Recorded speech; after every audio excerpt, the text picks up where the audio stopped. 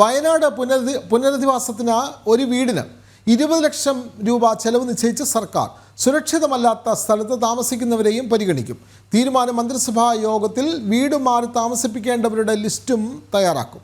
വിവരങ്ങളുമായി ശാലിനി ചേരുന്നു. ശാലിനി, വയനാട് പുനരധിവാസത്തിന് പ്രത്യേക നിർദ്ദേശങ്ങൾ സർക്കാർ മുന്നോട്ട് വെക്കുന്നു. മന്ത്രിസഭാ യോഗത്തിലാണ് ഈ നിർദ്ദേശം വെക്കുന്നത്. 20 ലക്ഷം രൂപ ഒരു വീടിന് എന്നുള്ള കണക്കിലേക്ക് സർക്കാർ എത്തുകയാണല്ലോ. കൂടുതൽ വിവരങ്ങൾ.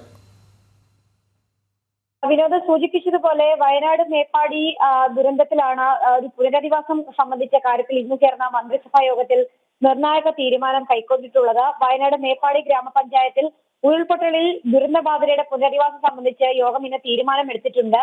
നോഗോ സോണിന് പുറത്തായി സ്ഥിതി ചെയ്യുന്ന ദുരന്തം കാരണം ഒറ്റപ്പെട്ടു പോകുന്ന വീടുകളെ ഉൾപ്പെടുത്തിയുള്ള കരട് ഫേസ് 2 ബി ലിസ്റ്റും ഒപ്പം തന്നെ നോഗോ സോണിന്റെ പരിധിയിൽ നിന്ന് 50 മീറ്ററിനുള്ളിൽ പൂർണ്ണമായി ഒറ്റപ്പെട്ടു പോകുന്ന അവസ്ഥയിലുള്ള വീടുകൾ മാത്രം പരിഗണിച്ചുകൊണ്ട് തിട്ടപ്പെടുത്താനും ഇന്ന് ചേർന്ന മന്ത്രിസഭാ യോഗത്തിൽ വയനാട് ജില്ലാ കളക്ടർക്ക് നിർദ്ദേശം നൽകാൻ തീരുമാനമായിട്ടുണ്ട്. ഒപ്പം തന്നെ ഈ വീടുകൾ സംബന്ധിച്ച് വീടുകളിൽ താമസിക്കുന്നവർക്കും അവർക്ക് നൽകുന്ന സഹായം സംബന്ധിച്ചും നിർണായക തീരുമാനമാണ് ഇന്നത്തെ മന്ത്രിസഭാ യോഗം എടുത്തിട്ടുള്ളത്.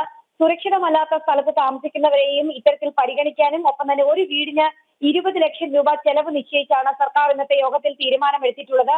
വീട് മാറി താമസിപ്പിക്കേണ്ടവരുടെ ലിസ്റ്റ് അടക്കം ഉടനടി ജില്ലാ കളക്ടറുടെ നേതൃത്വത്തിൽ തയ്യാറാക്കാനും ഇന്ന് ചേർന്ന മന്ത്രിസഭാ യോഗം തീരുമാനമെടുത്തിട്ടുണ്ട്. പ്രത്യേകിച്ച് വയനാട് ജില്ലാ കളക്ടർ തയ്യാറാക്കിയ ദുരന്തബാധിത കുടുംബങ്ങളുടെ ലിസ്റ്റ് 430-ൽ അധികരിക്കാത്തതിലാരും ഒപ്പം തന്നെ സർക്കാർ നിർമ്മിക്കുന്ന ടൗൺഷിപ്പിന് പുറത്ത് താമസിക്കുന്നവർ ആഗ്രഹിക്കുന്ന ഉരുൾപൊട്ടൽ ബാധിത കുടുംബങ്ങൾക്ക് അനുവദിക്കുന്ന 15 ലക്ഷം രൂപയ്ക്ക് അർഹരായ ഗുണഭോക്താക്കളുടെ ലിസ്റ്റ് കൂടി ഉടൻ തയ്യാറാക്കാൻ നിർദ്ദേശം നൽകിയിട്ടുണ്ട്. ഒപ്പം തന്നെ ലിസ്റ്റിൽ നിന്ന് ഒഴിവാക്കപ്പെടും എന്നതിനാലും പുനരധിവാസത്തിനായി ആദ്യഘട്ടത്തിൽ എൽസ്റ്റോ എസ്റ്റേറ്റ് മാത്രമായി ഏറ്റെടുക്കാനാണ് ഇന്നത്തെ മന്ത്രിസഭാ യോഗം തീരുമാനമെടുത്തിട്ടുള്ളത്. ഒപ്പം തന്നെ ഗുണഭോക്താക്കൾക്ക് വീട് നൽകുന്നതിനായി 7 സെന്റ് ഭൂമി വീതമുള്ള പ്ലോട്ടുകളായി ഇവ പുനഃക്രമീകരിക്കാനും ഇന്ന് ചേർന്ന മന്ത്രിസഭാ യോഗത്തിൽ തീരുമാനമായിട്ടുണ്ട്. ഒപ്പം തന്നെ വയനാട് മാതൃകാ ടൗൺഷിപ്പിലെ ഭൂമി പതിവ് വിഷയവുമായി ബന്ധപ്പെട്ട നിർദ്ദേശങ്ങളും ഇന്നത്തെ മന്ത്രിസഭാ യോഗം തീരുമാനിച്ചിട്ടുണ്ട്.